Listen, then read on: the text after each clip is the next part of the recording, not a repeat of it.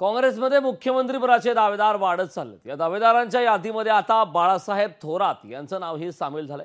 महाविकास आघाडीला बहुमत मिळाल्यास थोरातच मुख्यमंत्री होतील असा दावा त्यांच्या मुलीने केलाय। या दावेदारीमुळे काँग्रेसमध्ये मुख्यमंत्रीपदासाठी तीव्र रस्सीखेच असल्याचं अधोरेखित झालंय।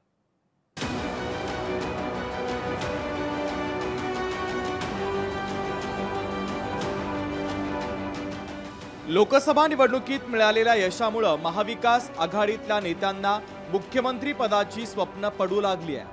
महाविकास आघाडीत मुख्यमंत्री पदाचे सर्वाधिक दावेदार आहे। या दावेदारांमध्ये बाळासाहेब थोरातांचं नावही आता सामील झालंय।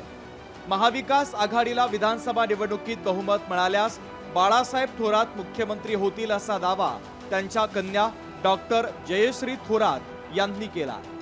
महाविकास आघाडीचं सरकार आलं आणि लोकसभेचं जसं आपल्याला पिक्चर दिसलं आहे की काँग्रेसचे खासदार जे आहे ते चांगले निवडून आलेले आहेत, तसंच महाविकास आघाडीमध्ये चित्र राहिलं तर मुख्यमंत्री कोण होणार हे मला तुम्हाला सांगायची गरज नाही। तर आपला बाळासाहेब थोरात साहेब जे आहे ते मुख्यमंत्री होणार, महाविकास आघाडीचं सरकार आपलं येणार। काँग्रेसमध्ये बाळासाहेब थोरात एकटेच मुख्यमंत्री पदाचे दावेदार नाहीये। दावेदारांची फौजच काँग्रेसमध्ये आहे।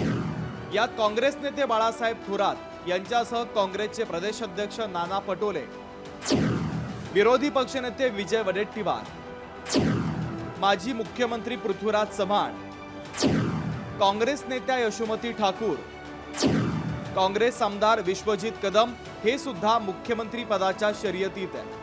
वडील मुख्यमंत्री होतील असं जयश्री थोरातांना वाटत असेल तर त्यात गैर काय असा सवाल सुप्रिया सुळे यांनी विचारला।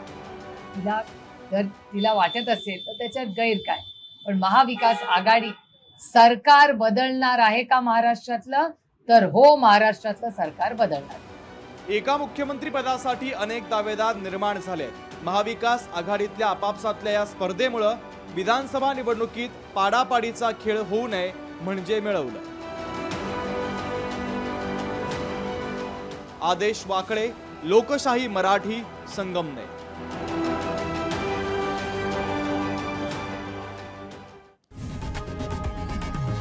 लोकशाही मराठी ऐका, पहा, जागरूक रहा।